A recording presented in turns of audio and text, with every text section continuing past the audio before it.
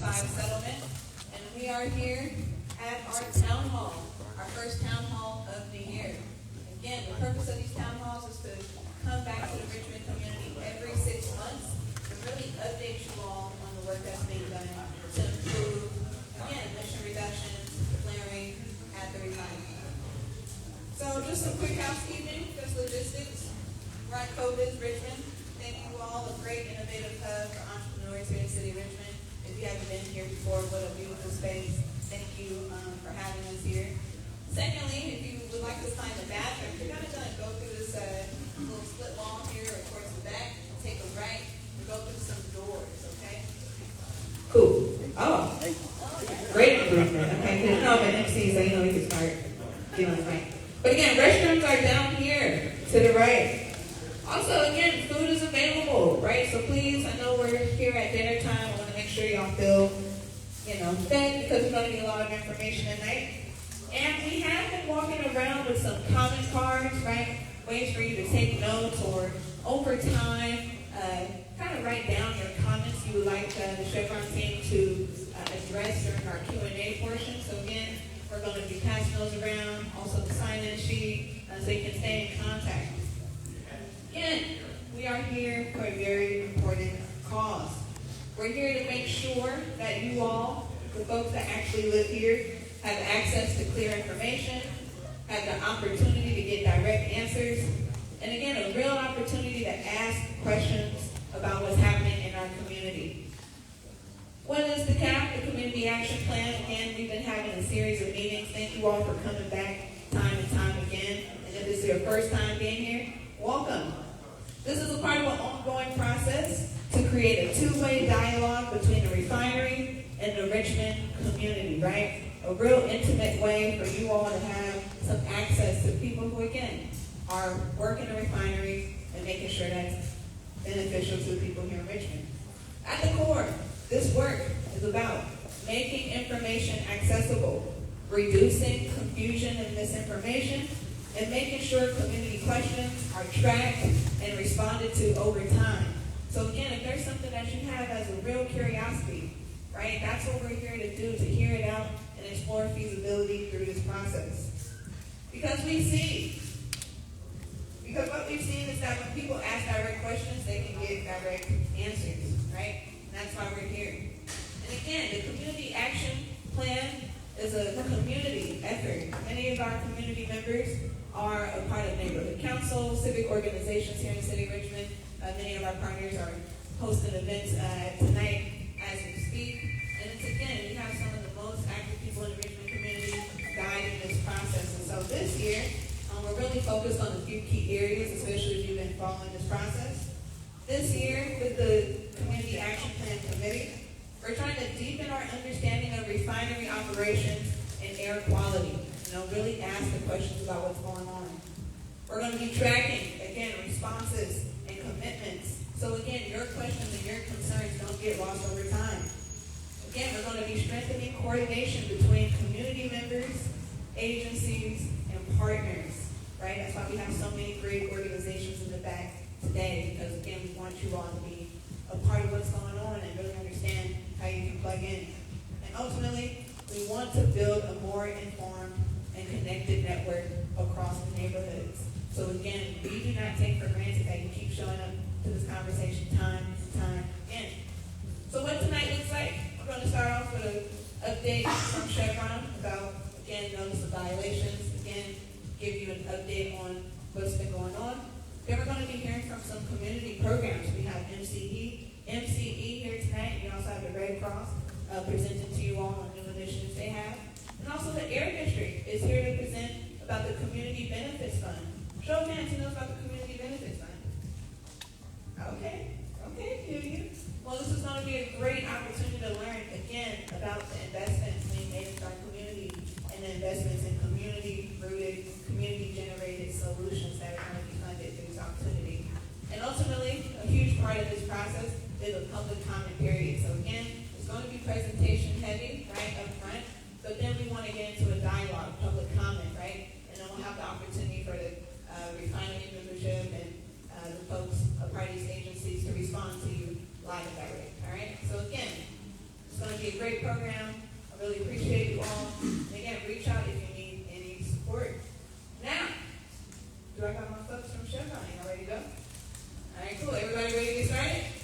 Everybody got pens and notebooks? All right. Well, let's all give it up for Chevron. Who's going to be reporting their updates.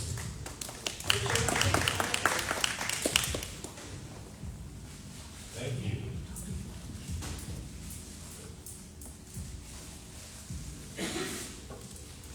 Hi everyone, my name is Luke Conant. I'm an environmental air specialist at the Richmond refinery. I'm going to give you a few updates on our flaring performance.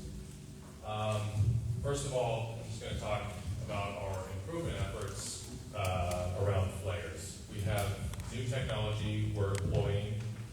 One example is Flare IQ, which is a digital tool that we use to control and minimize flaring in real time. We've increased operator training around flaring and usage of the flares. Another thing that we're doing is we have a regular meeting with a cross-functional team focused specifically on improving flare performance. So we're asking the question, how can we get better? How can we further reduce flaring activity at the refinery? Next is assessment and learning from past events. When we have any flaring event, we'll always do an analysis to determine what the cause was. But we've also done a comprehensive deep dive to understand other ways that we can improve. And that leads us to, in a lot of cases, improved infrastructure. So the physical environment in the refinery, what can we do to improve it?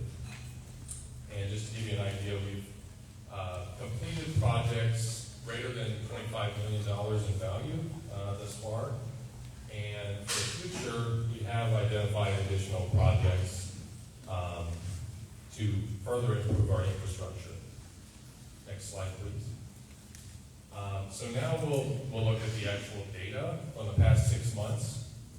On the right side of this slide, you'll see the 6-month periods, the most recent one being from October 1st until March 31st of this year. We had 5 flaring events, so less than the prior 6-month periods all the way back to 2024. So that's a positive. And then on the left is the total number of flaring events for each calendar year. So we've been a little bit up and down, but the overall trend is downward. 2026 data is just year to date, obviously, but we're on pace. If we keep that up to have fewer flaring events in 2025. So these numbers show a downward trend, like I mentioned, which is obviously a good thing. It shows that we're making the right changes and infrastructure improvements to help to minimize flaring. But we know that the community wants to see even fewer flaring events, and so do we. So that's our focus. There will be those times when we have to use the flares for safety reasons, but whenever possible, we're trying to minimize that. So that's our goal, and that's a little bit on our flaring. That's it for me. Now we'll turn it over to Shauna, who will be giving you all an update on NOVs. Shauna?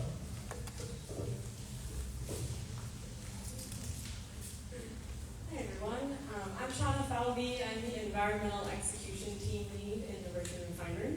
I'm going to talk about notices of violation tonight. So raise of hands, who here has heard of that term before tonight? Oh, okay, good. Well, for anyone that didn't raise their hand, I'll give a little context. So a notice of violation is a formal notification from a regulatory agency to a facility, and NOVs are issued when the agency believes that the facility has deviated from a specific limit or a permit condition. So looking at the slide here, since the last town hall, which was, I believe, in October, so the time frame October through March, we had 42 NOVs issued to the Richmond Refinery, and these were all issued from the Air District, so the Bay Area Air District. That is a 62% reduction in NOVs since the last time I was here reporting, so that is a positive trend. We like to see a downward arrow when we talk about NOVs. One thing to note is that NOVs are not always issued immediately, so oftentimes we'll get an NOV 1 to 2 years after the compliance incident occurred. So although this is a great message, sometimes the number of NOVs that we receive are somewhat dictated by the district's priorities. So they could have a backlog and they're not issuing NOVs, and then we'll kind of see those later. But regardless, it's a good message, it's a good improvement, a good trend that we're seeing there.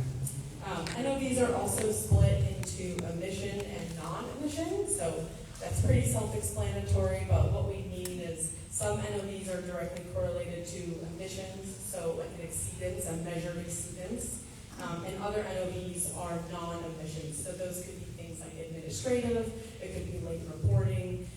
NOVs can be issued for a variety of reasons.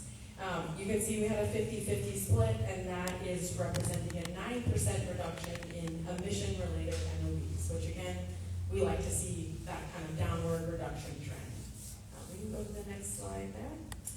So last time we had some feedback that this table was a little hard to read, so we put it on its own slide, so hopefully this is very clear. If not, please let us know. What you see here is the distribution of the NOVs with the associated unit within the refinery. So at the very bottom, I kind of want to draw your eyes to those two longest bars at the bottom. So these are NOVs associated with our fluid catalytic cracking unit, or FCC, and our sulfur recovery unit, or the SRU. A little context around what those units do. So in the simplest of terms, the FCC makes gasoline, and the SRU removes sulfur from our process streams. We remove sulfur for two very important big reasons. One is environmental limits, and one is safety. So sulfur naturally occurs in crude oil, and through the refining process, we remove that. We don't want that in our product. We don't want our operators exposed. We don't want our consumers exposed. So we remove that from the product stream. I'll dive a little deeper into that bottom bar there, the SRU. So there's 17 NOVs you can see listed. About 10 of those are actually associated with the permit conditions, kind of in alignment with our operating conditions. And we have an active permit application to update the permit to better align with safe operating conditions and practical operating conditions. We submitted that application in 2019, and it is pending with the district. So hopefully once that is confirmed, that permit is updated and put in place, then we won't see those types of NOVs for that unit. I think where I'll end is, I know I gave my long title, Environmental Execution Team Lead, but just a little more about what my team specifically does. I lead a team of 11 environmental specialists.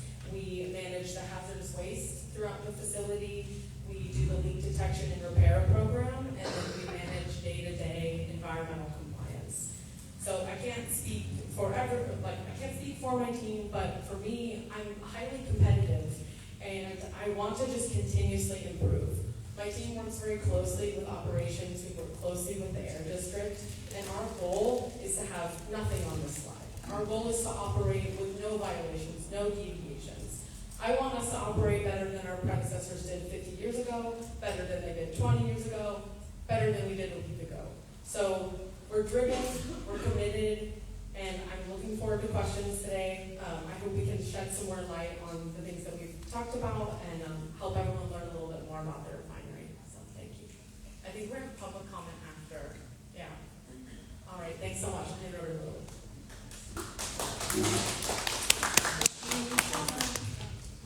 Hi everyone, my name is Lily Randall. I'm the Community Engagement Manager at the refinery. So what that means is I kind of support our partnerships that we have with school district, workforce development programs, and other things like that that meet the needs of the community. So we, as the refinery, have invested over $50 million in programs since 2012 at least.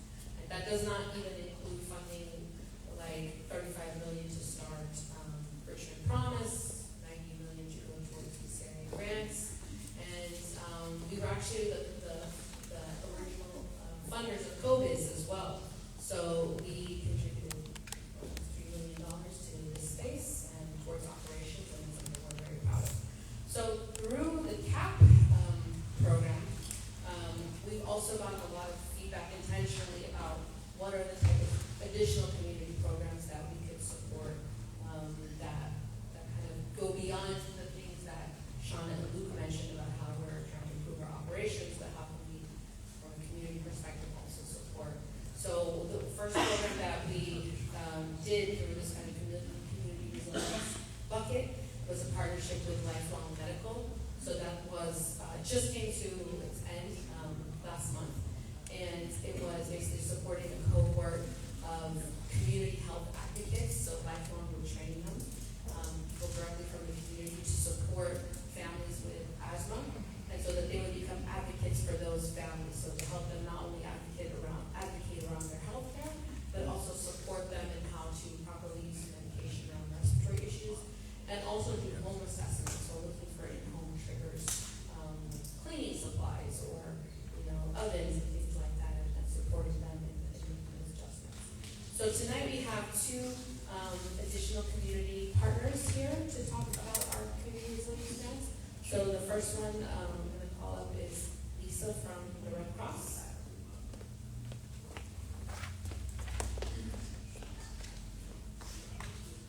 Hello everybody, my name is Lisa. I am with the American Red Cross. This is on, right? Okay. So, show of hands, just out of curiosity, my own personal curiosity, how many of you have a personal story or you had some kind of relationship, you know something about the Red Cross? Okay, very good, fantastic. I'm hoping it's something at the end of when I finish speaking, you're gonna say, thank you, you're gonna say to me, oh, I didn't know that the Red Cross did that. Because a lot of you might say, oh yeah, Red Cross, disaster, right? We're there when there's hurricanes, earthquakes, flooding, wildfires, tornadoes. Actually, we're there, when there are home fires. It's the number one thing that we respond to in terms of disasters. So it could be your neighbor's house, right? It caught fire because there was a cooking fire, oil fire on the stove, or something like that. The first responders will call the Red Cross and say, this family needs help. They need a place to stay, they need food right now, and they need a little bit of money to get them through. And so we will show up. And that is why we have our home fire campaign, of which we are very grateful for our sponsors, one of which is Chevron, and they are helping us install free smoke alarms in the Richmond community. So we're doing that. If anybody's interested, we're doing that this Saturday. We're coming into about 38 volunteers, because 90% of our workforce are volunteers, are going to install free smoke alarms in homes in the Richmond community. Okay, so if you're interested, come and see me. I'm at the back table. We're happy to have you help out. And you don't have to have any training whatsoever. First thing you show up in the morning, we're going to tell you what you're going to do, and it'll be really easy. Okay, so disaster, number one. Second, blood and the collection of blood. Maybe that's where you guys have heard of us, right? You've gone and donated blood. We provide 40% of the nation's blood supply. So a lot of people don't know that. The third thing, because I want to keep moving, I know you have a lot of questions for Chevron, is our training services, right? CPR. How many of you are CPR certified through the Red Cross? Your lifeguard at your local pool might be Red Cross certified for life-saving in aquatics. Your babysitter might have been trained by the Red Cross. And we have just a lot of training that we do to keep people safe. And finally, we have service to the armed forces and our international services. A lot of people don't know that we are there when your loved one, or perhaps it's you, have shown up when you first got enlisted, right? And you show up for your first day. Usually there's a Red Cross person there to tell you how they can help you if you need to get in touch with your loved ones. Let's say you're shipped overseas, right? Or even you're across the country and your wife is having a baby, or your mother is very ill, and you need to be excused. There's probably a military term for that, but you need to be excused, and you have to come home. The Red Cross can help you with that. Okay?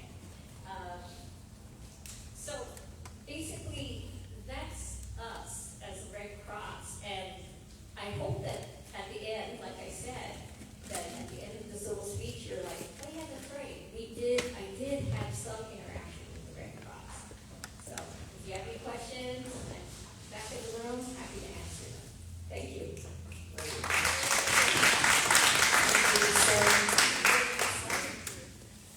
And so the other community partner I'm very excited about this evening is Alejandro from MC. Thank you.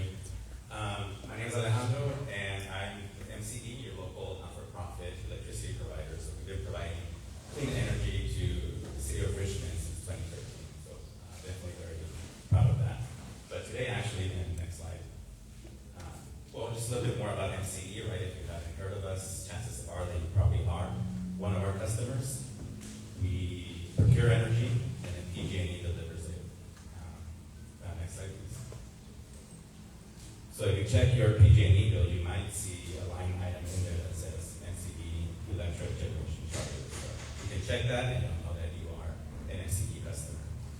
And like I mentioned, even though energy procurement is really mostly what MCE does, today I'm actually talking about a couple of programs that we have available for Richmond residents. And the first one here is Home Energy Savings Program. And this Home Energy Savings Program is geared towards home upgrades for single-family homes and qualified residents here in Richmond. We provide measures that save energy, and then we also provide measures where we switch over gas to electric appliances. The program is, again, for single-family residents. So if you live in a single-family home, you qualify, or if you are in a 1 to 4 unit building. We provide a no-cost home assessment, and then after that, we determine what measures you might get, and from that, we schedule an appointment and we install the measures. So some of these measures are, for example, attic insulation, duct sealing, deep and buried ducts, and there's also a possibility for heat-pump technologies like water heaters, HVACs, and then we also do induction stoves, and in some cases, heat pump dryers and efficient washers. And the Home Energy Savings Program is available to all residents in Richmond, but with the addition of some Chevron funds that we were able to get for the program, residents in Richmond, in North Richmond, and members of the committee residents that live in these neighborhoods are also eligible for additional measures that we wouldn't be able to provide, so things like whole home weather stripping, induction cooktops, air purifiers. Next slide, please. So in terms of eligibility, I mentioned already the top two, right? We live in a single-family home. The other one is that the Home Energy Savings Program is available to both renters and homeowners, with homeowners and renters with the homeowner's approval. And residents who live in these particular neighborhoods, North Richmond, Shield Street, Iron Triangle, Santa Fe, Coronado, and Parkchester Village, are eligible for the measures that we mentioned. Additionally, also the additional measures are made possible with the Chevron funds. The program is for low to moderate income, and that is 0 to 400% of federal poverty limit, and everything is no cost. So if you qualify, everything is free for you, and that can be anywhere between $4,000 to, in some cases, $12,000 worth of work that we do in the home. Next slide, please. One of the benefits of the program, right, in addition just to perhaps getting new measures, new appliances, we also want to focus on indoor air quality, specifically when it comes to electrification, right? Switching over gas appliances to electric is very important to improving the indoor air quality, but also just making your home safer.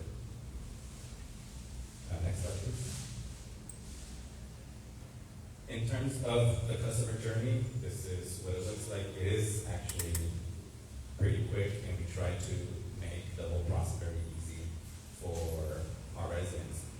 For the home energy savings program, we do self-attestation, right? We actually don't do any verification of documents. So we ask you what you make, how many people in your household, and based on that, we move on to the next step of doing an assessment. We schedule the assessment, then we schedule an installation, and after the installation, we do an assessment for electrification, and if you qualify for that, then we do a second appointment to do the electrification installation.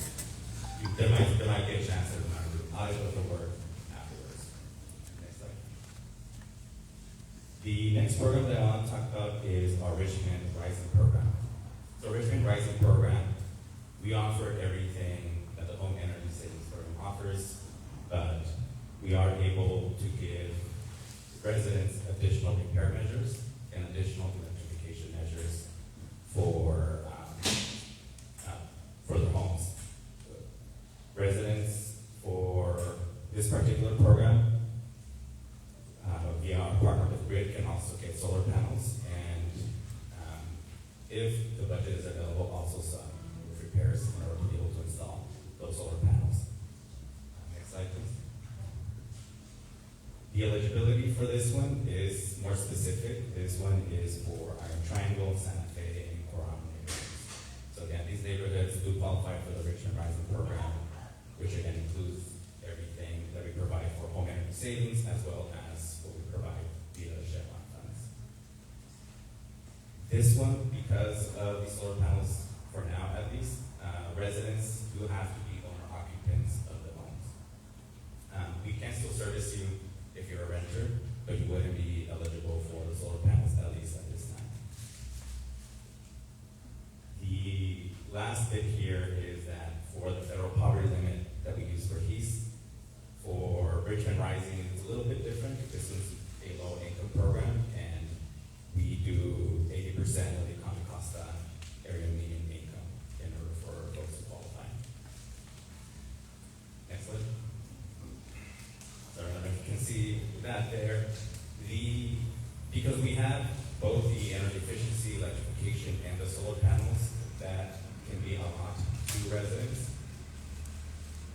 Going between us and going between Grid and the different contractors, but essentially there's three elements that a resident has to go through, which is the assessment, the installation, the enrollment, the assessment, and then the installation process.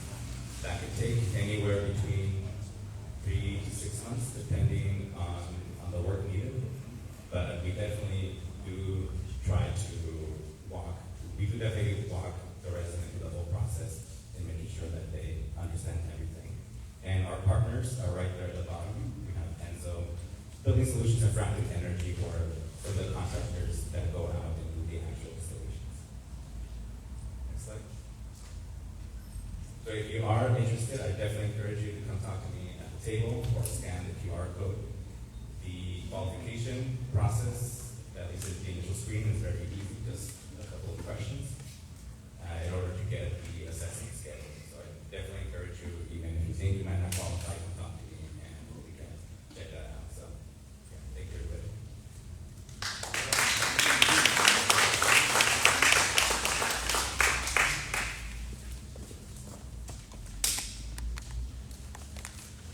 All right. So yeah, we're very excited about those partnerships, so definitely take advantage of Alejandro being here. And if you are interested in having NC come and present to your neighborhood council in English or in Spanish, those services are also available. All right, y'all, let's give it up for our partners in the word. Red Cross, 30 days smoke wine, right? Again, we don't just tell you this or tell you this. The obligation now becomes to share this information with your neighbors. Even this MCE program, anybody participate in a dwelling upgrade before? Program? Anybody got new insulation? Again, it makes a world of difference, right? And these were, again, some of the solutions we've been working with the community action plan on, because they're like, again, we're doing deep listening through this process. Many of our community action plan members were saying, well, It starts in the home. Our experiences of air quality starts in the home, right? And so again, this is a part of the investment, a part of the two-way dialogue, hearing from the community at once and figuring out how to make it feasible, how to make it come to life. So again, really appreciate those presentations. Now, we're going to get into a public comment period, right? This is a formal part of these town halls, and it's a real opportunity for you all. Again, I'm going to give everybody 2 minutes each to have a comment, to ask a question, and depending on if we have the subject matter expertise in the room, we'll respond directly. We also have a note taker in the back. If you ever came to all of our meetings, we always take notes, right? Because we're tracking all of these comments, right? We dialogue about, okay, we're hearing this constantly. What in terms of the operation can we really start getting into to see some improvement? So again, your public comment matters, right? So if you have a public comment that you want to say out loud, please raise your hand, and I'll come and I'll bring you the microphone.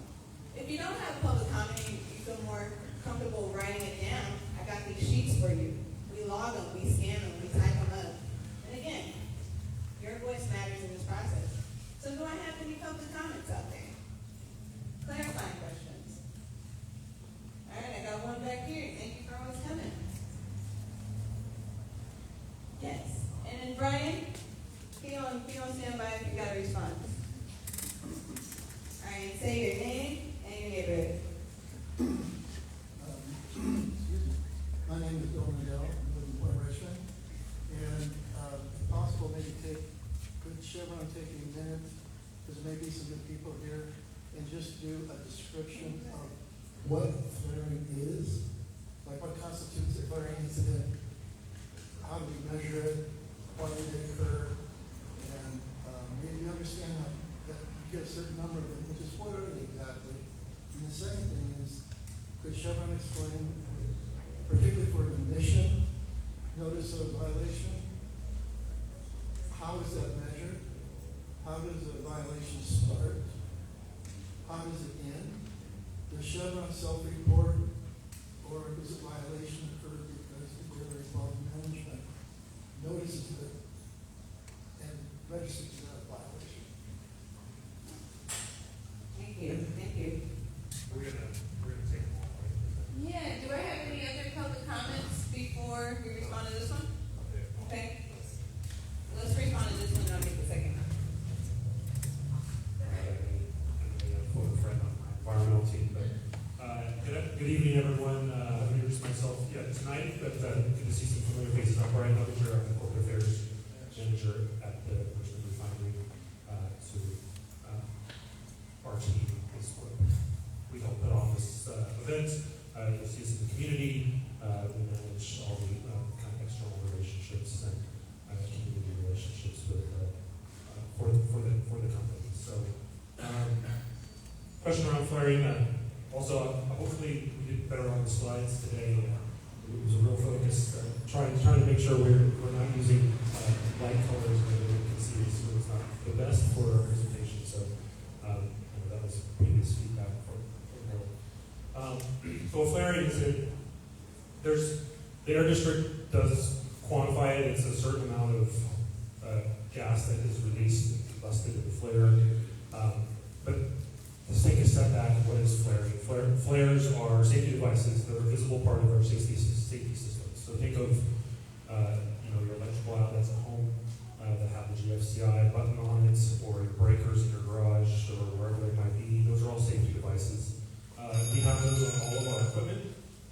And so if you lose a pump or a compressor or something breaks, or like one of the things that happened here recently, a bird strikes a power line and shuts the power off to the refinery, all those safety systems activate, and then we relieve, if you have a water heater at home, or gas water heater, you'll have a little pressure release device on top.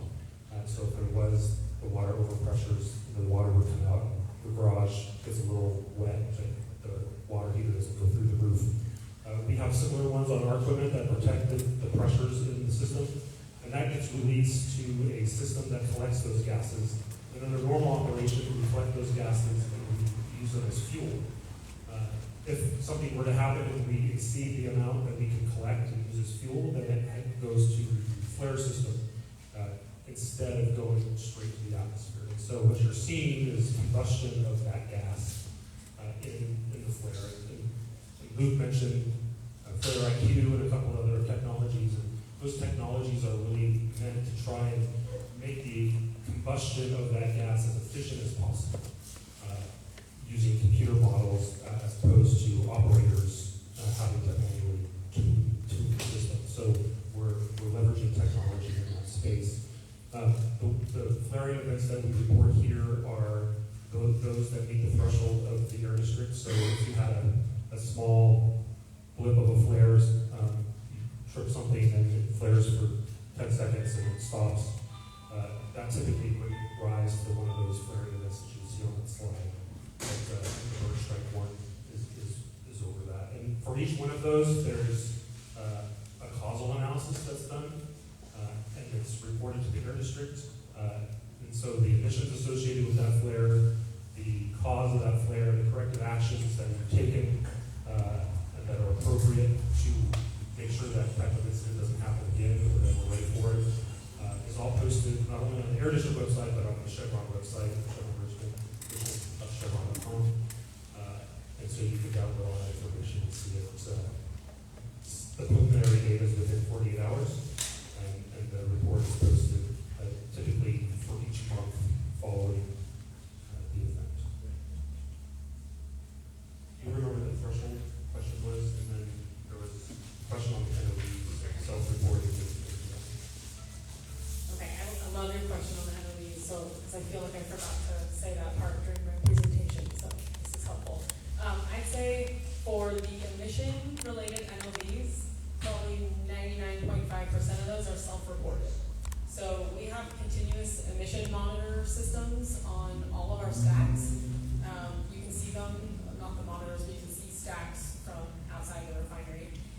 We're continuously monitoring things like carbon monoxides, nitrogen oxides, sulfur oxides, and then we have set limits. Those limits are set by the air district, and they range. So you could have a 5 ppm limit that has a 5-minute limit. So you can be over 5 ppm, or if you're over 5 ppm for 5 minutes, then you've exceeded your limit. That's just an example. And so we have these continuous emission monitors. There's so much data, it's overwhelming, but they will send alerts to board operators, they'll send alerts to the environmental team, they'll send alerts to management saying, hey, we exceeded this. Then my team will submit that deviation to the district. So we self-report every single exceedance that we have. Sometimes we'll self-report in abundance of caution. If it's kind of a gray area, we will still report it. And then we follow that up. Depending on what the emission limit is, we will follow that up with a 10-day report where we'll call out the root cause, and we'll call out corrective measures or preventative measures. And then we have another report after that where we go into even more detail. So we're saying, this is just an example. So we exceeded a NOx limit at one of our furnaces. We will say exactly the time that we exceeded that, the amount that we exceeded.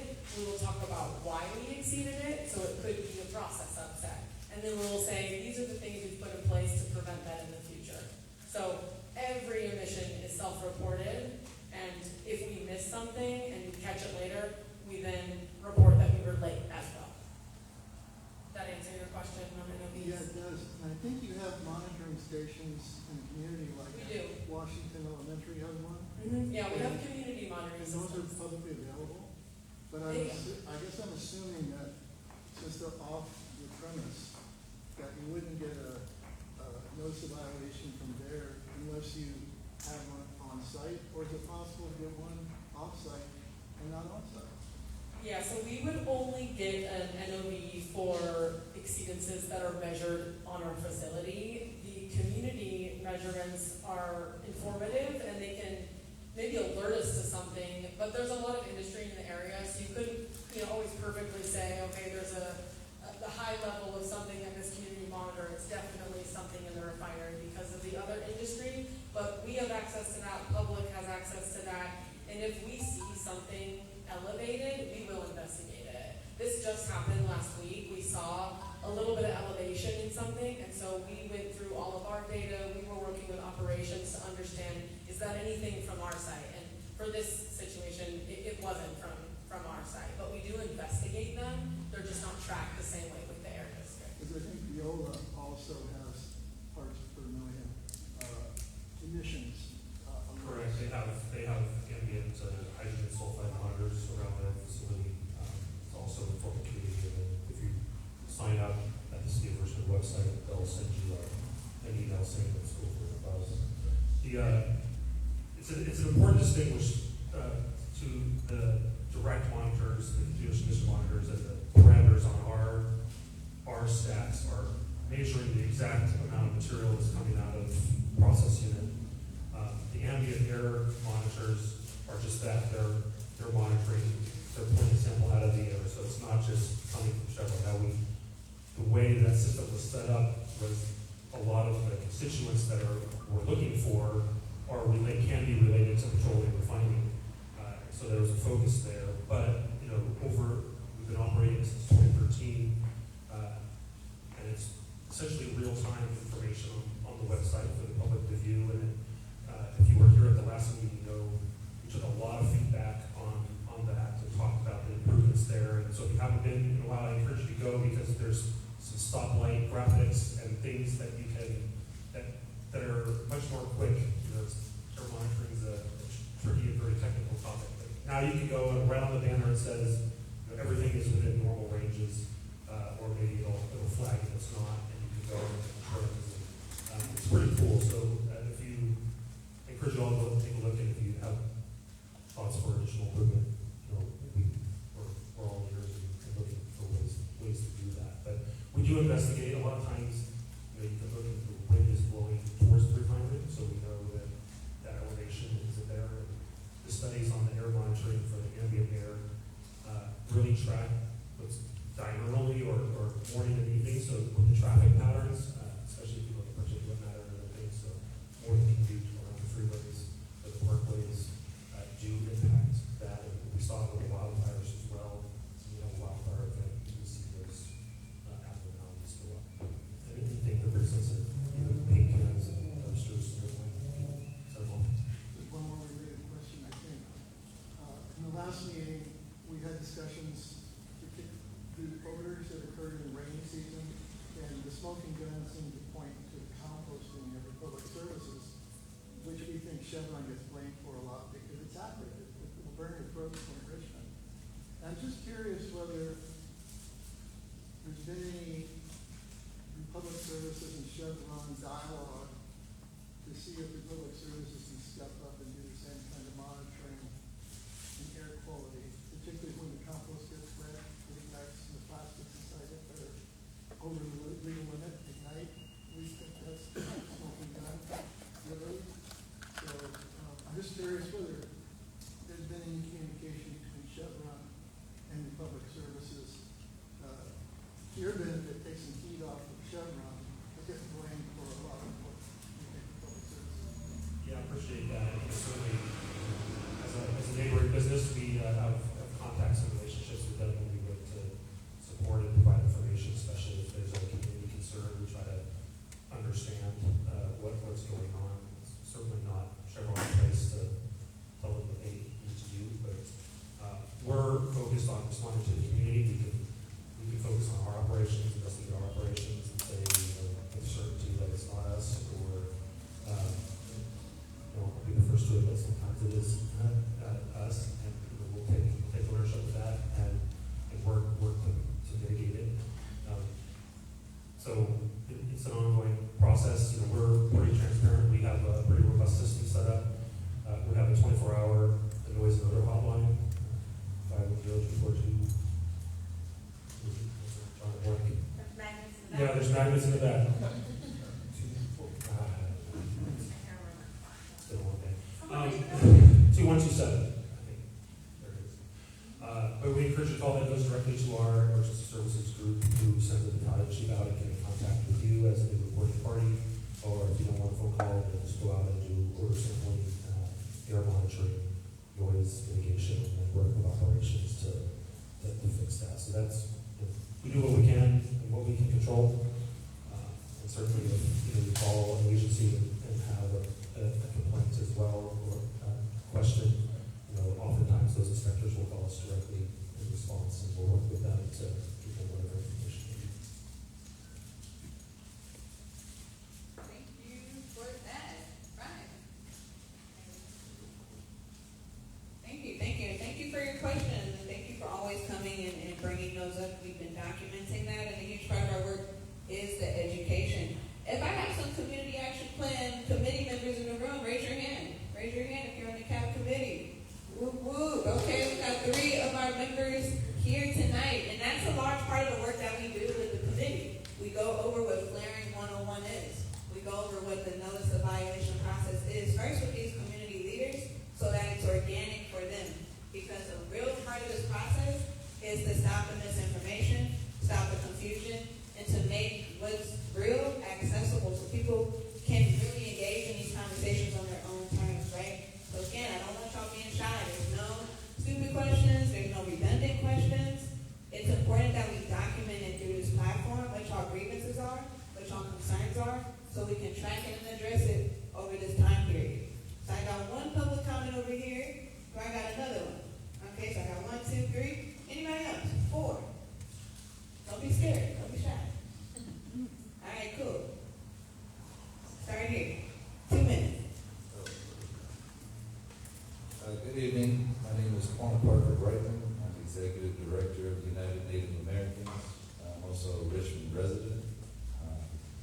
Anyway, my question to Chevron is, as far as the homeless population, we have a large number of our people, American citizens, who are homeless. And I'd really like to see Chevron, this global billionaire program, to actually invest a mere $10 million into GRIP, the Greater Richmond Interfaith Program, that services every day, 7 days a week, 365 days a year, homeless people, and help them to find housing, help them to find jobs, help provide, showers, help provide, all these services that human beings need. I see you guys over there, you serve food, you give a little bit, but, how about a little more? Just like the Bay Area Rescue Mission, just like SOS over here that services homeless people. I'd like to see a full commitment from Chevron to throw a few crumbs from your billion-dollar industry towards addressing a very serious humanitarian program as far as housing people, whether they're white, black, Chicano, Asian, or Indian. These are human beings, and they need help. And you guys, since you're neighbors, and you're the richest neighbors in our neighborhood, well, I'm Robin Hood. So I would hope that you would give to the needy. Thank you.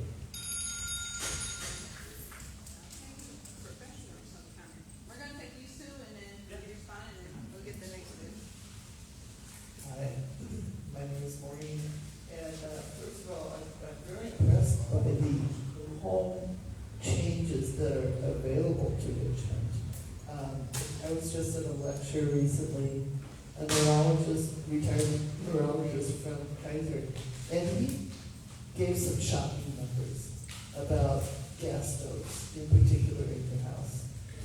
19% increase in dementia versus if you have a electric stove. That's a big number. He also said that gas stoves gives your kid a 40% chance of asthma, an increase of a 40%. It's a big number. So I hope that everyone is paying attention to this or reduce, anyway, good stuff. But the other thing I wanted to ask, I think I alluded presentation, you were suggesting that, you know, there was this huge drawdown of flaring. I mean, there were impressive numbers in the last 3 years. What process did you change? What did you do to bring those numbers down?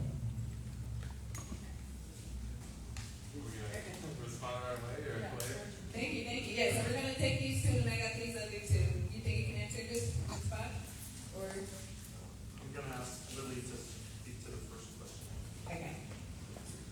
Yeah, so on the homelessness issue, houseless issue, it's definitely, I don't know if our numbers maybe track to 10 million, but it's definitely, these are partnerships that we've had for a long time with GRIP, with Bay Area Rescue Mission. We have currently people, employees on the board of both of those organizations.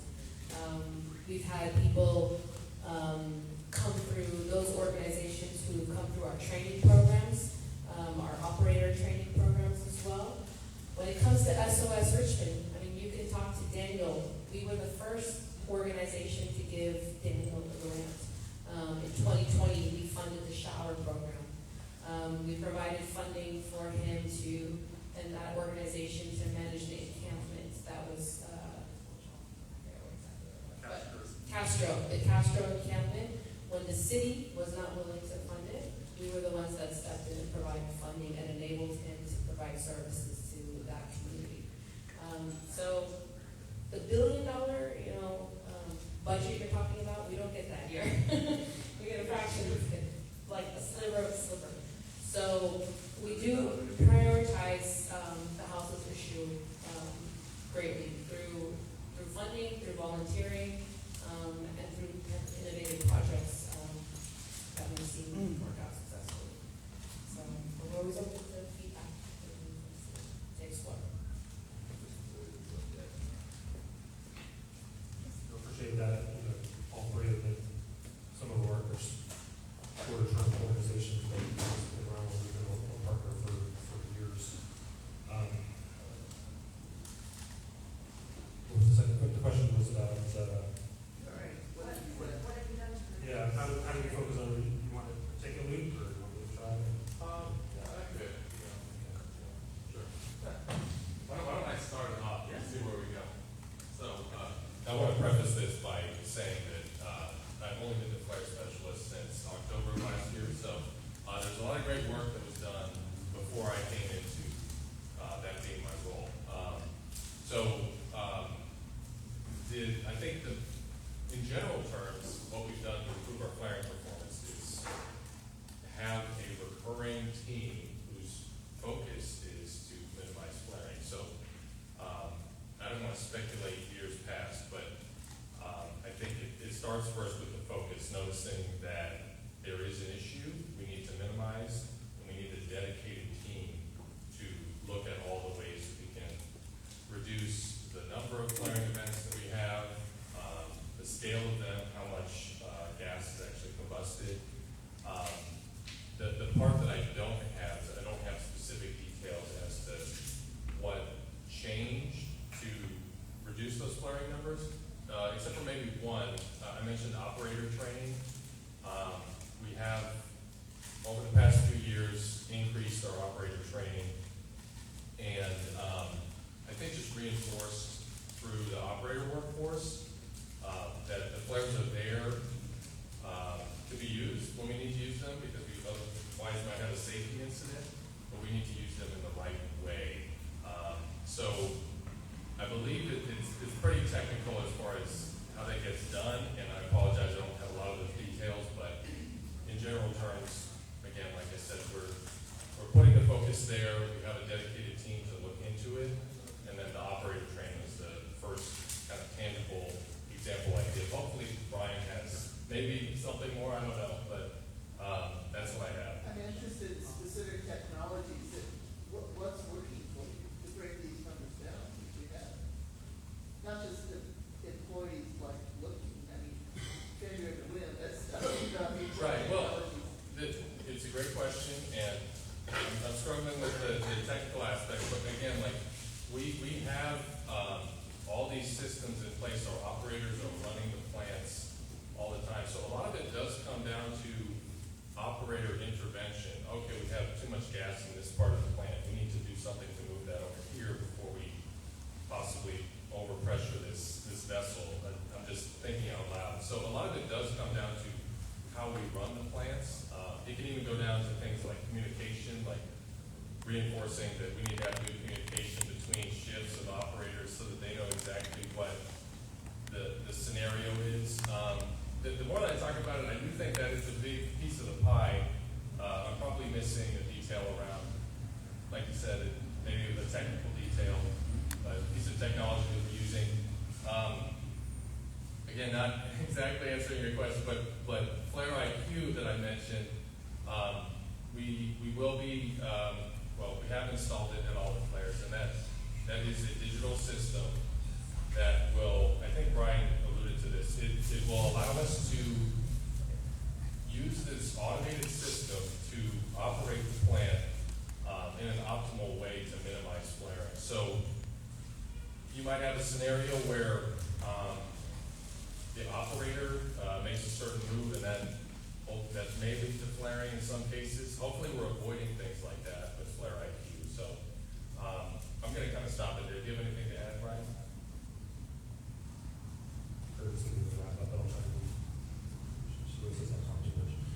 I think a couple things. One, we were a leader in flaring performance for a long time, especially when the airman district came out with their flare minimization rule early on. We had a major project. We added new operating plant to the facility. We had some reliability issues with that plant, the way it was designed. We talked about electrical outlets at home. If you ever had an electrical outlet, you plug it in and it pops the breaker, you'll reset the breaker, you do it, it does it again. Something was wrong, the safety device is almost too sensitive. We had to do a lot of work and go back into that new piece of equipment and adjust it so that it would essentially stop tripping offline. Because every time it tripped offline, then we'd go to a flare.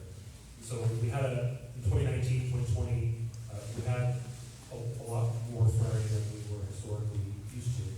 And so a lot of that investment is going back into that plant and making sure it's more reliable. And so we're really a focus area on how to make sure that particular plant can shut offline frequently is a big reason why. It's also, we have a lot of measurements. We've created dashboards now where operators can look and see, like, here's all the gas coming in, here's your top flow to a flare system. Do we need to do something to bring it down? So building tools and technology, the information was kind of already there, but now consolidating it into a dashboard that an operator or a group of operators can look at and have a discussion about what can we do today to bring down the gas in that system so that we're not flaring. But a lot of it is around reliability and keeping plants healthy and operating. You're always going to have the bird strike kind of opportunity where there's a risk and you can't really avoid. But even that, we work with PG&E to make sure there's appropriate backup guards and other things on that equipment that we have on seas. So a little bit is technology and a focus on reliability. Thank you. One just quick anecdotal story on the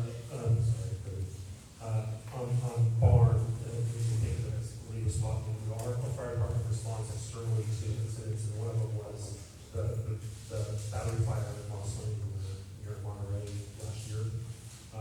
They helped put out that fire, and as a result, the responsible parties down there were going to reimburse Chevron for the response to that fire. And our fire department professionals said, we don't want your money, you should give it to barn. And they did. Very unselfish, and that's in addition to our partnerships, but it's just, I think, for me, it was an amazing gesture by our employees to say that this is a community partner that we invest time and space in, and here's an opportunity to help us do more. So just something to keep in mind as we're talking about. Thank you, Brian, for explaining that. And again, a huge part of this process is making this information accessible. So I thank you for asking this question. What we try to do each meeting, we hear your questions, and we try to present to you new information every time. So we're not always going to go clearing 101, but as we get this feedback, again, we're going to return back to it. And hopefully the next meeting, 6 months from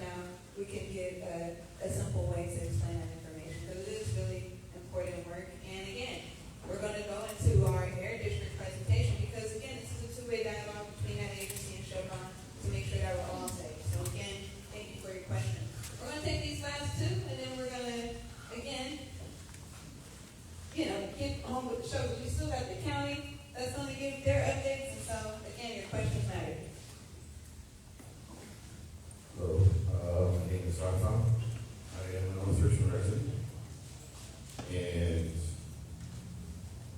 I feel like the beginning of the presentation, we hear about new technology being used to reduce flaring, but there is no data, there is no information on how it works, and I feel like that's something that's very vital for a lot of us in the community to know.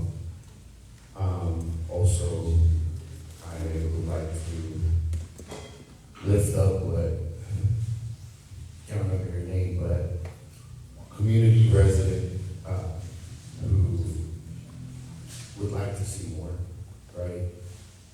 When I think about community, I think about ecosystems, right? And how we can help each other. And yeah, you have all these members, you have all these partners that you work with, and sometimes it looks a little bit performative, right?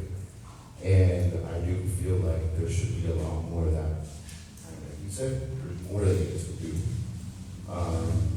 Kind of just how we take care of our own family members. I would expect the same if you guys are calling yourselves our neighbors. You know, I feel like that should be aligned with you guys. Another thing about flaring, right? It's a safety mechanism, right? Can't remember your name either. You mentioned how it was kind of like a breaker. And, you know, a breaker fails or, you know, it goes off because something's failing, right? And then you also mentioned that there was times where it would just strip because it was so sensitive. But something that I can't get over or get past is the fact that something's failing for it to happen, right? Because it is a safety mechanism. So while you guys are looking at trying to get your numbers down, right? I would love to see it at 0, but it is a safety mechanism, right? What is that's failing these machines or whatever's producing that flare? I would like to. Thank you. Thank you, Alex. All right, and then our last question for this portion. Good afternoon, or evening rather. My name is Jeff Wright, and among the many hats that I wear, I happen to be the board chairperson of the Bay Area Rescue Mission. So since the Bay Area Rescue Mission was invoked, I'll take this opportunity to thank Chevron for your very generous financial contributions to the Bay Area Rescue Mission. Thank you for the manpower that you send to help out, and thank you for the board members who have served. Matter of fact, the current secretary of the Bay Area Rescue Mission, Carol Ann Laughlin, who recently retired with Chevron, and she's fabulous. I also would like to thank Chevron for the indirect benefits that come to the community. I am a real estate broker by profession, been in the business for 47 years. The first house I sold in 1979 happened to be a Chevron employee, qualified for the loan because of that job, still in that house, by the way. Getting to my question, it goes to the notices of violation. I would be curious to know, from the standpoint of industry standards, how does Chevron rate in terms of violations with other similar refining operations throughout the nation? We got the stats for right here in the Richmond refinery, but how do you guys measure up in terms of industry-wide standards for similar refining operations? Thank you. Thank you all. And the public comment period for this portion is closed. However, again, these are some rich conversations. Because again, it's a community action plan. We've been meeting less than 18 months right now, right? So again, we don't take for granted all of these comments coming up. We're clocking it, we're documenting it, and tracking how we're going to be responding over time to these inquiries. So appreciate y'all. You got any quick responses? Because I do want to get our air district presented so we can share more opportunities for the trial. Yeah, touch on Joel's question around what's failing. The question is, or the answer is, every time it's kind of something new. If you think about a refinery, or if you use a house analogy, something in your bedroom or your kitchen or anywhere else, well, we have a 3,900 acre house, and there's a lot of stuff in there, and we create a lot of redundancy in those systems, so if something does fail, there's a second home. And just like an emergency generator, there's the lights go out and the lights go back on. Well, even that small instantaneous loss of power or trip, the redundant system kicks on and it keeps the systems going, but there might be a small blip and there might be some flaring associated with that. But compressors can fail. You have a liquid go into a gas system. You can have an earthquake or a piece of rotating equipment that spins, and the vibration sensors on that piece of equipment, a failure could be that it starts to wobble, just like a wheel out of alignment on your car. The equipment will sense that and it will shut off, right? Or it'll give you a warning and then it will shut off. And so a lot of those things are there to prevent, large equipment failure. And so pieces of equipment will trip offline. You can't build two parallel refineries, so you can have redundancy in everything. But for critical equipment, we really strive to have redundancy to eliminate that. And sometimes we identify a single point of failure and we'll add redundancy there to prevent flaring in the future. But that's why we do the reviews, is to say what failed, what can we do to keep that from failing, or can we add an alarm that will make someone go out and take a look at that earlier so it doesn't trip offline. But that's the focus of the review, is what can we engineer into the system or create an administrative mitigation to keep that from happening. And we're usually pretty successful with it. There aren't a lot of repeat failures in the refinery.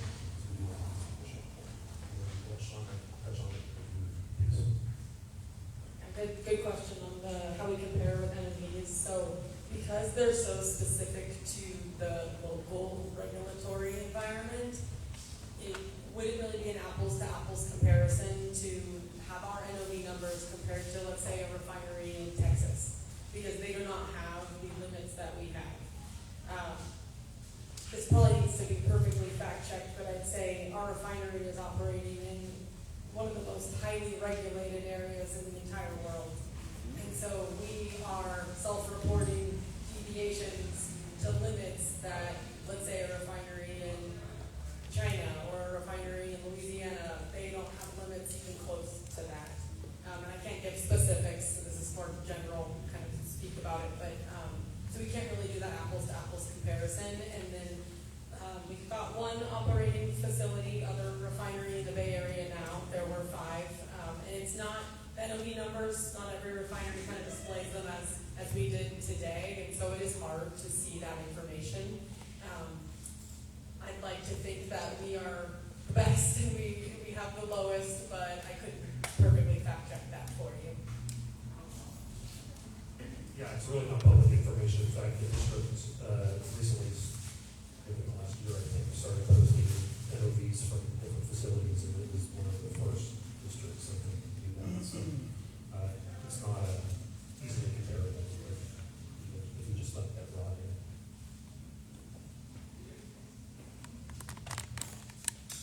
Well, let's give it up for our public comment period, y'all.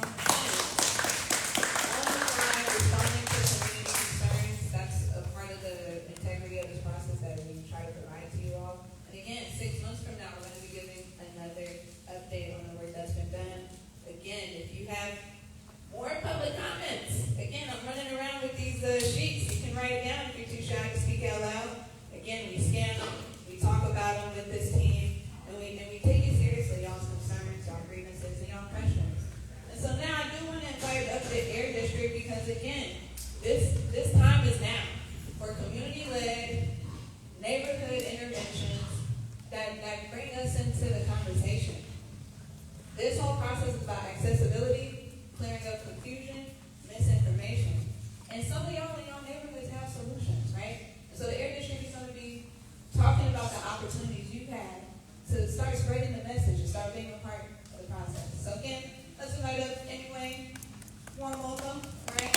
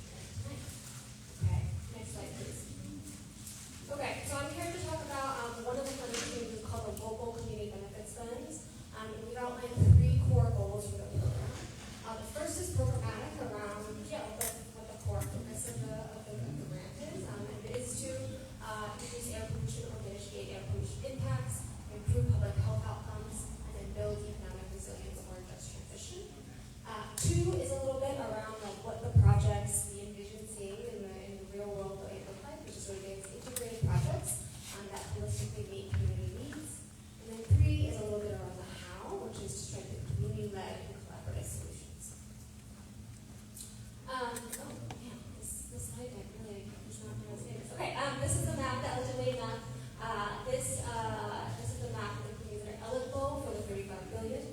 This boundary is the Path to Clean Air AB 617 community boundary. We selected this boundary because that boundary had gone through an extensive public process under the AB 617 Assembly Bill 617 process. And so every community within this boundary is eligible for the local community benefits fund round one. Okay, here we go in terms of a little bit more on eligibility, in terms of who and what kinds of entities are eligible to apply. On the left-hand side, you'll see a wide variety of entities that are eligible. That includes nonprofits, local governments, tribes, unions, schools, are all eligible to serve as lead applicants. And then on the right-hand side, you'll see eligible applicants for all of those entities, with the addition of for-profit entities themselves, such as clean energy manufacturers or folks who might be helping a community-led project. A lead applicant will be able to apply for one of each grant type, which I will talk about in just a little bit, and then a co-applicant can be a co-applicant on any number of grant applications. Okay, so here we're getting into a little bit of the core of what the grant funds. Is that better? A little bit? Okay. Core to the grant is focusing on community need and community benefit. So projects must be driven by community identified needs, priorities, and solutions, and advance an environmental justice or just transition challenge. And then in terms of what happens with the grant funding, applications must include ongoing community engagement to ensure that implementation outcomes continue to be informed by community leadership. In terms of the strategies, there are two core strategies that the grant is really seeking to advance. So the first one on the left is to reduce air pollution and improve health outcomes, and then on the right is build economic resilience for a just transition. These are broad strategies that are in line with our mission as an air district to regulate sources of air pollution, but also I think allow flexibility for community to also identify their own needs within these broad buckets. So this first bucket here, reduce air pollution, improve health outcomes, this is really the nexus between air quality and public health. Eligible projects under this bucket might include activities such as air quality monitoring, decarbonization strategies, urban greening that reduces air pollution, promotores for asthma prevention, a wide variety of different kinds of activities and project types. And on the right-hand side, build economic resilience for a just transition. This is really seeking to support the transition away from sources of fossil fuels. And so here, eligible projects could be workforce development and training that produces high-quality jobs in the clean energy sector. It could look like redevelopment planning away from sources of fossil fuels, and it could look like community land use and revision planning. Okay, so this is the amount of available funding that's available right now for this first round of the local community benefits fund. You can see about $35 million total is available, and that funding derives from two funding sources. Up top is penalty funds, and then up bottom is the specific Richmond Community Air Quality Fund.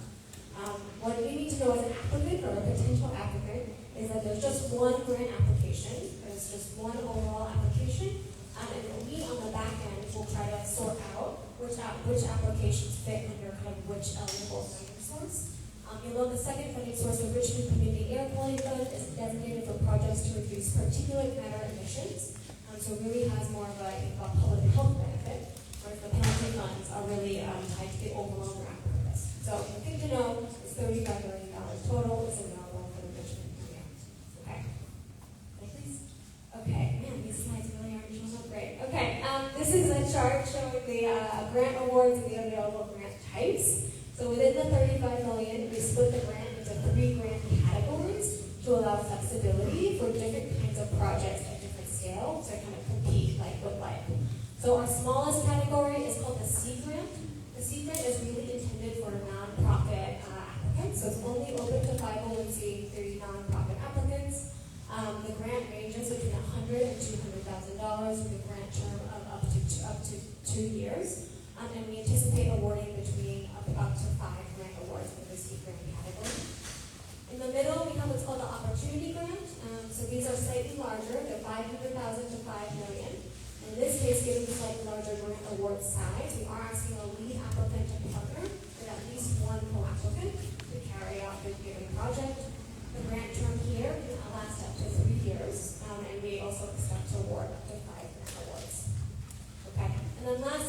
The largest grant award size is here on the far right. It's called the Catalyst Grant.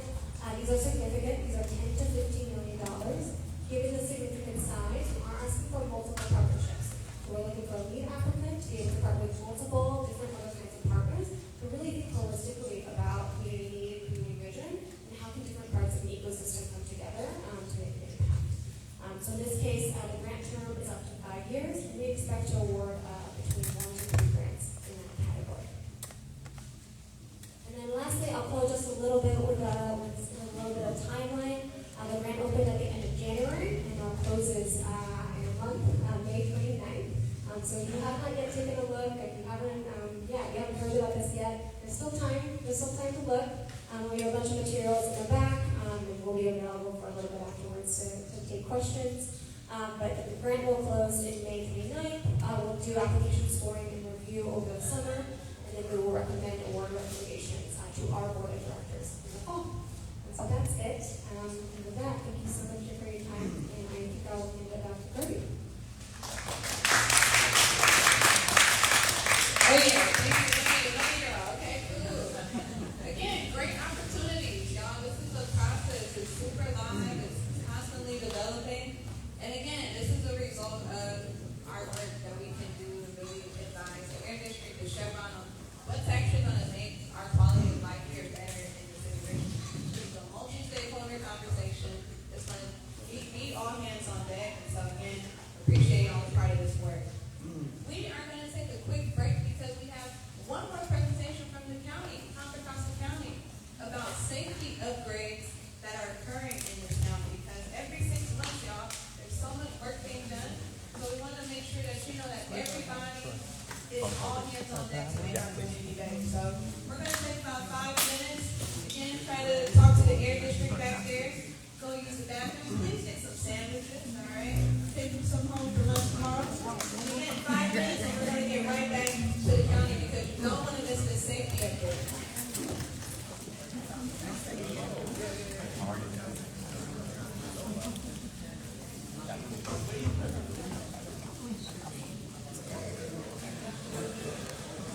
Yes, and if you got a coming card, please take no questions.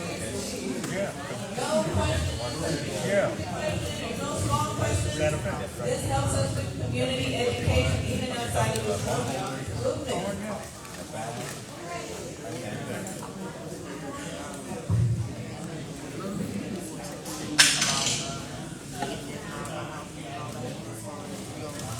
You have your meeting like every other month.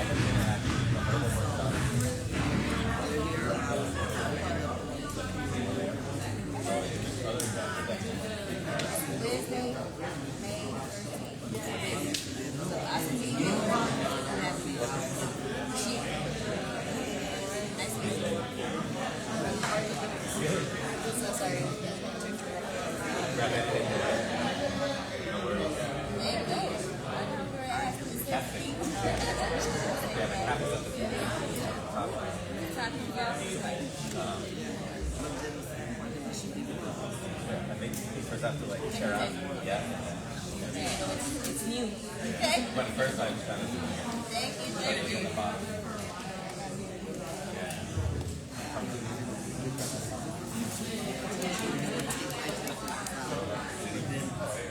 Yeah.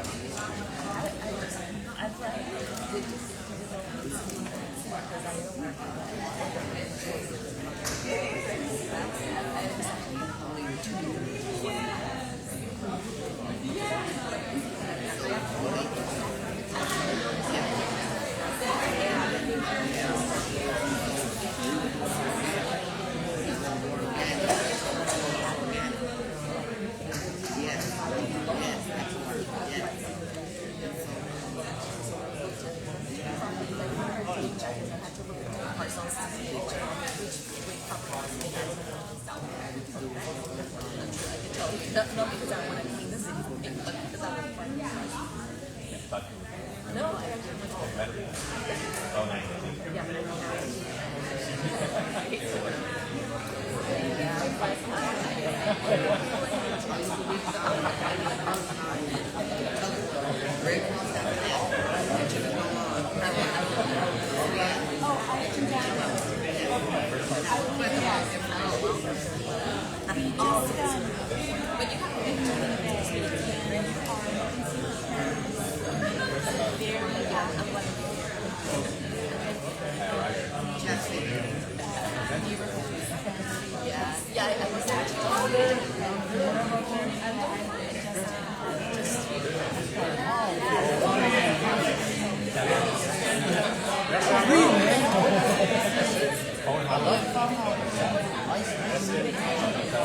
This is what I have, the question I have for y'all. Listening to all these great melody things. I think I'm going to This Saturday. Right here.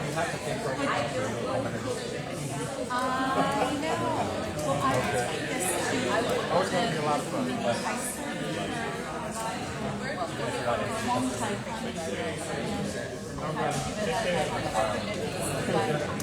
All right, well, I live there and I'm the MC and the customer.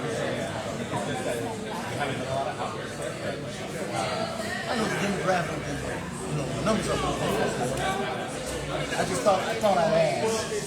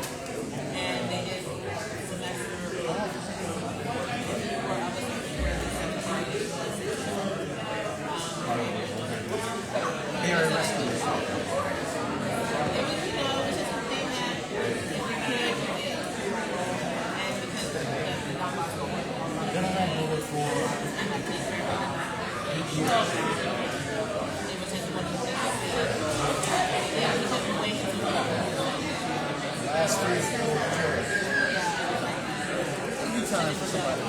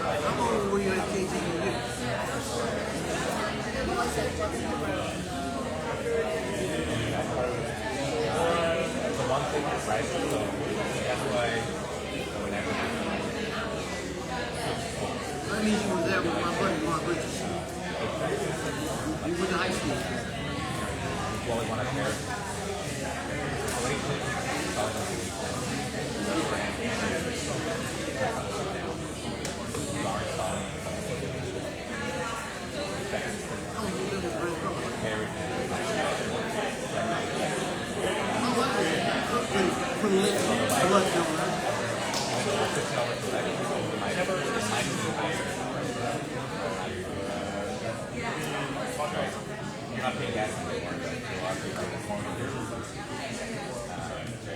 but water heater.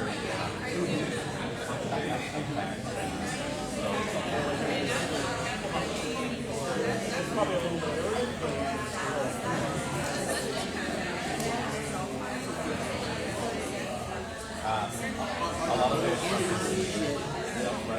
Specific to the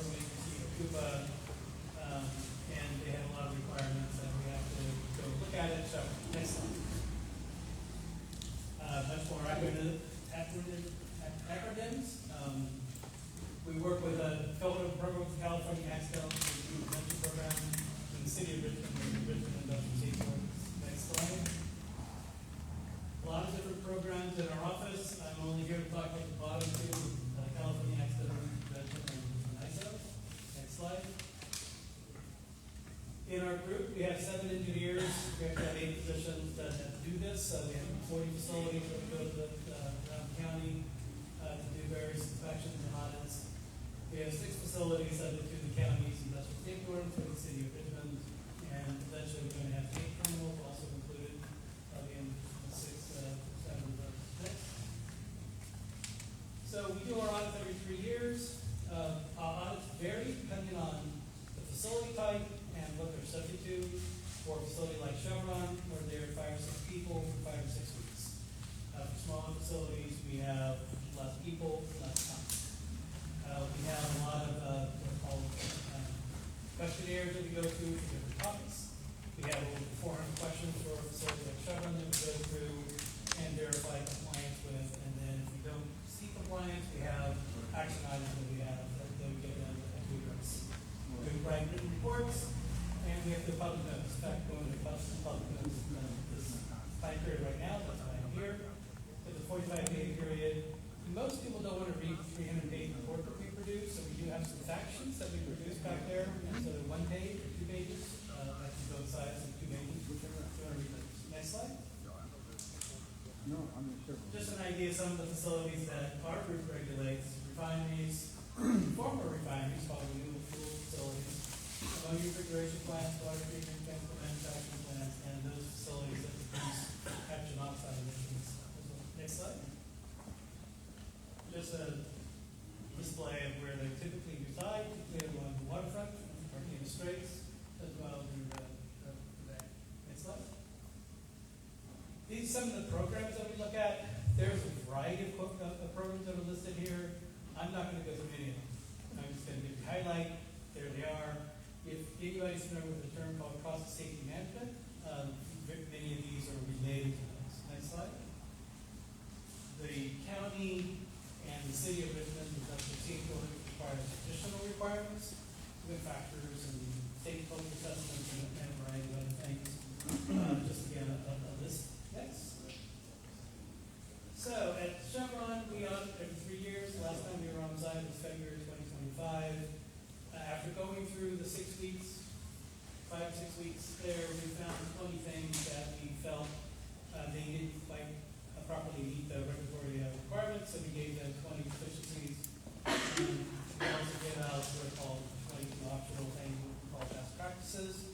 We've seen at other facilities, or just reviewing the documentation on site, we thought there could be some improvement, but there's no regulatory deficiencies. Next slide. These are just topics that had the most deficiencies.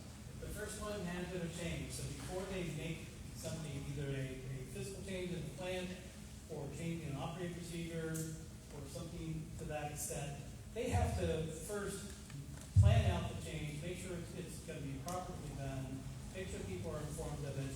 If they do an update to the equipment, if they have updated drawings, they have all that stuff in the package. There's a lot of requirements that for record keeping on that. We found 4 things that, and I don't have those in my head, and I wasn't expecting to do that. Let's just give you an idea. The next topic, esoteric, is the best way to say it. Hierarchy of hazard control or inherent safety system is a very complex topic. It's trying to have the facility design things better and evaluate things in a way that they can improve on reducing the hazard or eliminating the hazard that's in the process. When you're controlling refining, you can eliminate any hazard. You still are going to make petroleum. So there's innate hazards associated. But there's still 4 things they can improve. Those are on documentation. Mechanical integrity, that's the maintenance activities, so how they're documenting their inspections, how they're doing their inspections, the frequency of doing their inspections. That's all related to the action items that we have for that. Procedures include operating procedures as well as maintenance procedures. There's some gaps in there that they need to close up. I think probably close as well. Employee participation, there's a lot of requirements in the reg that the workforce needs to participate in the activities that are being done. And so some of those were not quite documented quite well. Next slide. I'm not going to go through any of these, but some of these programs just had one thing that we found, and I don't have any examples of those. Next slide. I guess I did have some examples. So, under management change, we found one thing you mentioned is we've had they need to consistently verify employee training completed prior to startup approval. That was modified repeat. We saw something similar 3 years ago. It's not exactly the same thing we saw 3 years ago, but it's similar. For the esoteric one, the inherent safety system, hierarchy of hazard control, all possible hazard analysis recommendations must go through an inherent safety. They have a study called a process hazard analysis that comes up with recommendations. Those recommendations need to have an evaluation to see if they can make things better, as in could they eliminate the hazard, can they eliminate the hazard, can they substitute something that easier to safer. They weren't doing that for every single recommendation. They were just doing some for those that had a big incident. Under mechanical integrity, damage mechanism reviews, that's a study to verify that one way of saying is like the corrosion mechanism that could be affecting a particular plant. They need to evaluate those and verify that those are up to date and redo those every 5 years, just to verify things are in place and see if they need to be updated. And on the procedure side, procedure writers need to be effectively trained to apply the concept outlined inside procedure guides and writing and procedures. There's a lot of human factors requirements associated with the procedure Richmond's industrial safety ordinance. And some of those requirements require operators or the people that are writing the procedures just to pay attention to things to make the procedures more clear. And so they have a guideline on how to do that, and sometimes those guidelines will not be, let's say, all the way.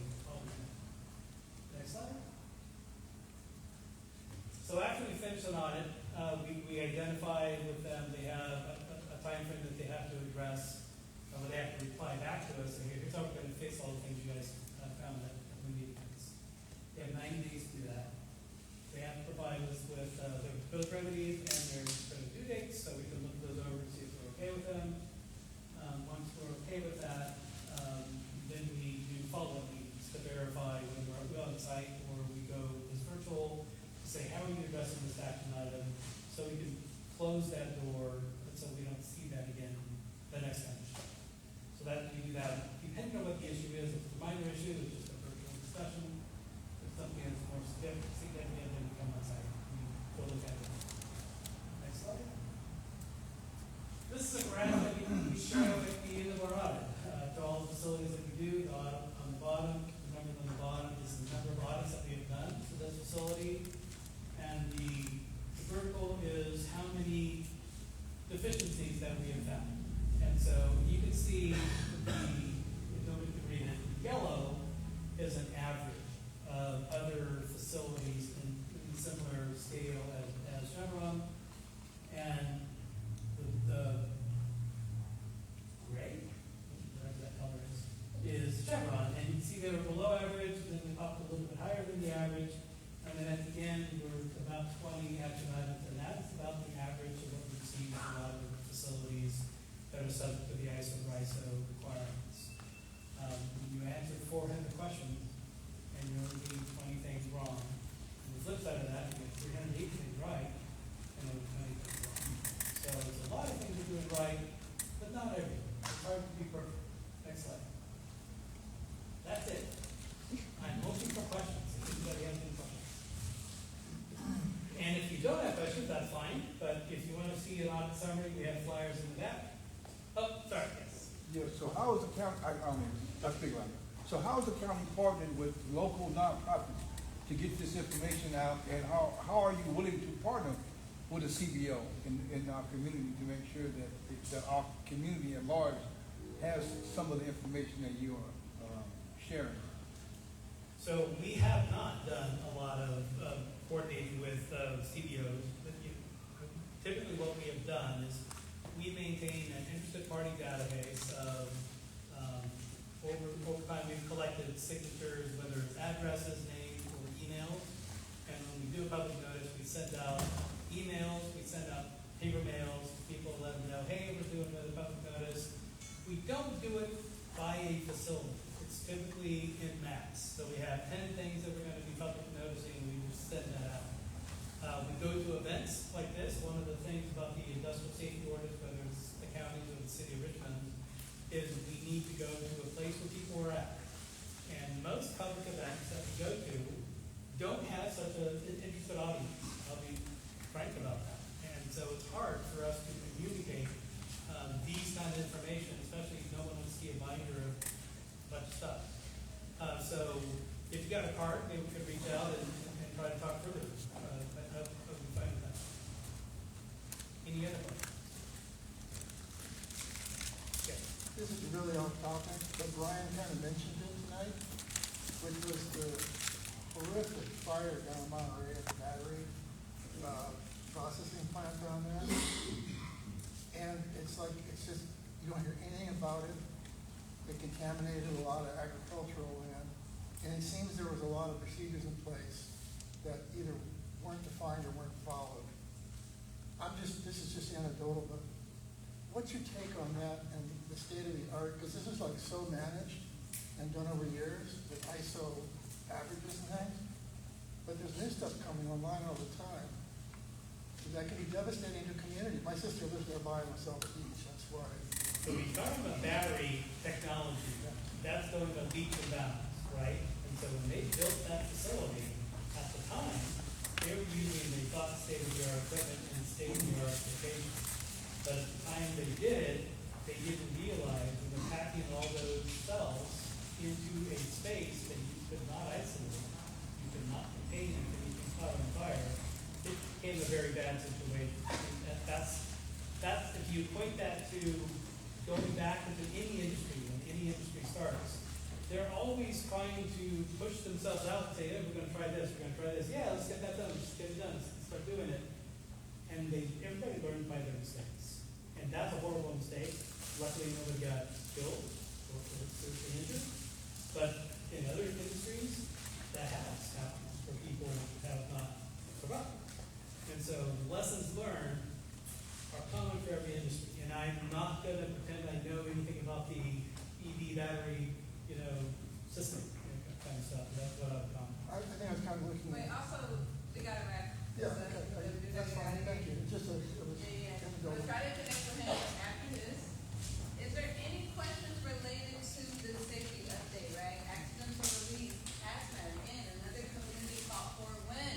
Are we getting to the end of come today? So again, appreciate the county for coming through, but any, clarification questions? What can we do to make this more accessible? How can we minimize confusion? How can we prevent misinformation? Is there anything that you want the county to clarify from this presentation that's about the content of what you presented? Yeah, so for me, I'm a longtime Richmond resident, been here 60 years, and our community is not, they're misinformed on that refinery. If something was to really go on at that refinery, there need to be a poll done that says, do you know what to do? For real. If that refinery happens to have an accident, not on Wednesday, but that alarm go off on Tuesday, do this community know what to do? That's a question that really needs to be answered. Because I guarantee you, I did a little recon, I think about 80% of our residents don't know what to do. They don't know, it's easy to say shelter in place, but the protocol, the practice with the businesses, I've talked to the fire department people, I did some recon. Our people are misinformed. They just hit an alarm and walk around with their deer with the headlights, you know what I mean? But if something was to really happen, our people need to be educated, like continuous, like that earthquakes, type of thing. Yeah. So they know exactly what to do, how to be a community member, a community piece to make sure that everybody is safe. You know what I mean? So, yeah, just let me shoot that stuff. This conversation happens every 6 months. There's new content every meeting. There's only so much we can do in 2.5 hours on a workday. But your engagement, your questions, your consistency in coming back to this space, engaging with this staff, is how we relationship build to get to that understanding. Last meeting we had a presentation from Comcast to Help, and also CARE. CARE's in the room right now. Go to their table back there, because that's how we get the information out. This whole space is meant for us to collaborate across sectors, across organizations, to make sure we're all safe. But 6 months from now, next slide, come back, stay involved. This is not just a kind of easy answer, right? And that's the work of the CAP committees. You have residents in this city who are having these difficult conversations, who spend their time, they're not compensated to be in conversation with Chevron, but that's the work, all right? And again, appreciate Dr. Carson County Health for coming. You can answer that quickly, but we answered that in our last presentation. And when you come back 6 months from now, we're going to continue to promote our commitment to making sure all of our neighbors know what's going on, not just the subset of a few, right? It's about science, communication, and accessibility. And so if you scan this QR code, you can stay involved with this process. You can get these slides. You can see the responses to your public comments on that. This is the mechanism, this is the platform. All right? So appreciate y'all. Anybody final thoughts before we close out officially? I'm good. Thank you. Let's go to the I do not take for granted that you spent time tonight asking the difficult questions of this organization, right? It's one thing to hear about something, but it's another thing to know about something. We're trying to increase literacy in this community so you can organically relate to this conversation, right? So again, thank y'all for coming out. Stay in contact. Sign up for the newsletter.